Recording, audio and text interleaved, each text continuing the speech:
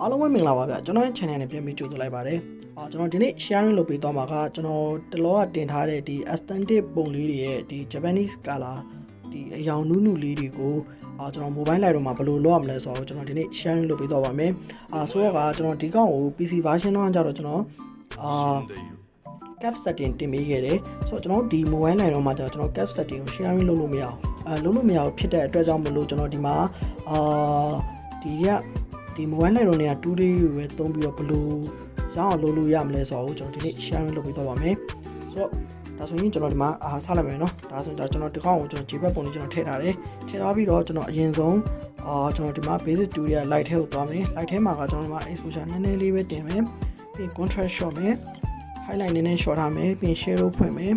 white ကိုနည်းနည်းလေး short ပြီးတော့ကျွန်တော် black နည်းနည်းတင်မယ် okay ဒီကောင်ကိုဒီမှာပဲကျွန်တော်ခဏထားလိုက်မယ်ထားပြီးတော့ねကျွန်တော်ဒီမှာ cap ကိုသွားလိုက်မယ်ဗျ cap မှာကကျွန်တော်အားလုံးရဲ့ဘယ်လိုပြောမလဲဒီ cap ကိုနားလဲလူရောနားမလဲတဲ့သူရောကျွန်တော်အလွယ်ဆုံးနည်းရအောင်လို့ကျွန်တော်အလွယ်ဆုံးနည်းနဲ့ကျွန်တော်ဒီမှာပြောပြသွားမယ်အဲ့မှာဘာလဲဆိုတော့ကျွန်တော်ဒီမှာပါတဲ့ RGB cap 3ခုလုံးကျွန်တော် S cap လုပ်မယ် S cap ဆိုတာဘာလဲဆိုတော့ကျွန်တော်ဒီမှာ point ကိုတစ်ချက်ထောက်မယ်နှစ်ချက်သုံးချက် okay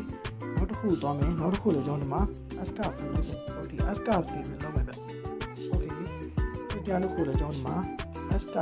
cap ဆိုတာဘာမှမဟုတ်ဘူးဒီမှာသူ့ကို S ဖြောင်းပုံစံလေးလောက်တာဆိုတော့အဲ့မှာကျွန်တော်ကဒီအနီရောင်ကသူက output ကိုတွားရင်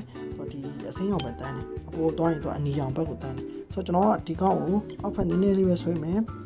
okay အလဲအစိမ်းကိုကျွန်တော်ကအပေါ်နည်းနည်းလေးဆွဲမယ်ဒီကောင်လေးကိုကျွန်တော်လိုက်ဖြည့်လိုက် okay ဆိုတော့ဒီလောက်ပဲကျွန်တော်အရင်ထားခဲ့လိုက်အောင်မယ်ဒါအကား3ခုလုံးကျွန်တော် S curve လုပ်ခဲ့ပြီးသွားပြီဆိုရင်ကျွန်တော်ဒီမှာဒီဟွာတော့သွားမယ်ဗျ color temperature တွေကိုသွားမယ်သွားပြီးတော့ကျွန်တော်ဒီမှာ vibrance ကိုတင်မယ် saturation လေး short မယ် short ပြီးရတယ်ကျွန်တော်ဒီမှာ color mix တွေကိုသွားပြီးတော့ကျွန်တော်ဒီမှာနည်းနည်းအဝါရောင်များနေ saturation short လိုက် short ပြီးရတယ်ကျွန်တော်ဒီ hue ကိုအစိမ်းဘက်လေးသွားပြီးမယ်ပြီးရင်အစိမ်းနဲ့ဥစ္စာကိုလည်းကျွန်တော်ဒီဘက်ကိုဒီဘက်ဆက်သွားလိုက်မယ်သွားပြီးကျွန်တော်အစိမ်းကိုနည်းနည်း short မယ် luminance တင်မယ်ပြီးရင်ဒီဘယ်လိုဒီ aquarium blue ကိုကြောက် hue ကိုကြောက်ကျွန်တော်ဒီဘက်အဆိုင်ဘက်ကိုပြင်ပြီးရင်သူ့ရဲ့ saturation ကိုကျွန်တော်နည်းနည်းလေးတင်မယ်ပြီးရင်ဒီပန်းအောင်လေးကိုကျွန်တော်နည်းနည်းလေးတောင်းလို့ဒီမှာ saturation လေးတင်လိုက်မယ် okay ပြီးရင်ကျွန်တော်ဒီမှာ vibrance မှာနည်းနည်းလေးထပ်တင်လိုက်မယ် okay ဒါပြီးတော့ရင်ကျွန်တော်တို့ဒီမူရင်းဟွာတွေကိုတွားမယ်ကျွန်တော် cap ကိုဒီ RGB cap ကိုကျွန်တော်နည်းနည်းလေးကျွန်တော်ဒီမှာ S cap ပုံစံလေးပဲတွားလုပ်မယ်highlight များပါပြီကျွန်တော်နည်းနည်းပြန်လျှော့မယ်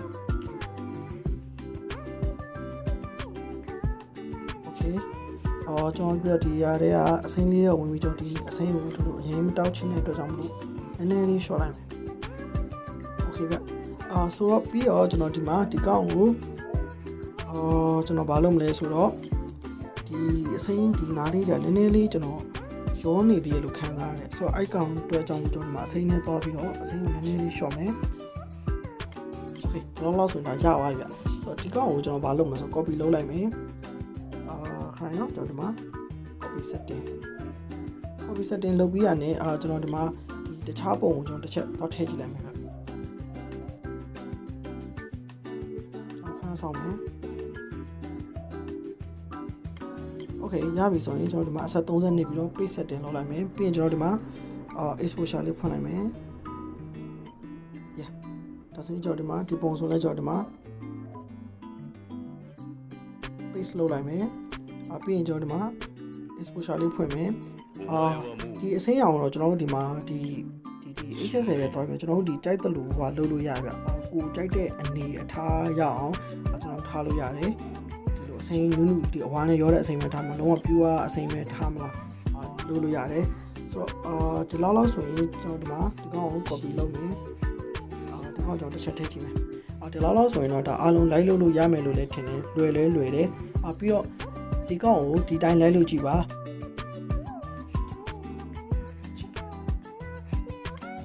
ဆိုတော့ကျွန်တော်နောက်ပုံမှာစမ်းကြည့်မယ်ဆိုဒီကောင်ကိုကျွန်တော်ဒီမှာ paste နှိပ်မယ်ဒါဆိုရင်ကျွန်တော်နည်း exposure များနေတဲ့အတွက်ကြောင့်ကျွန်တော် exposure လေး short လိုက်မယ် okay ဒီလောက်ဆိုရပါပြီဆိုတော့အားဆိုရင်ဒီလောက်ဆိုရင်ဒါအားလုံးအဆင်ပြေမယ်လို့ထင်ပါတယ်ဆိုတော့ဒီဗီဒီယိုလေးကိုကြည့်ပြီးအားလုံး live လုပ်နိုင်ကြပါစေပြီးအဆင်ပြေကြပါစေဆိုတော့အားလုံးကျေးဇူးအများကြီးတင်ပါတယ်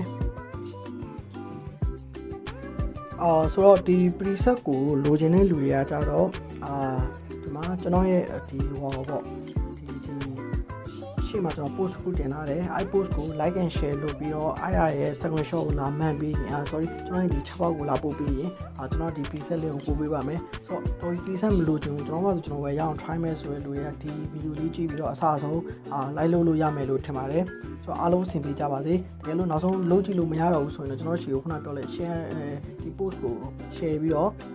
screenshot ပြနေကျွန်တော်ဒီ preset ကိုလည်းလာလို့ရပါတယ်ဆိုတော့အားလုံးကျေးဇူးအများကြီးတင်ပါတယ်နောက်ဗီဒီယိုမှာကျွန်တော်ပြန်တွေ့ကြပါမယ်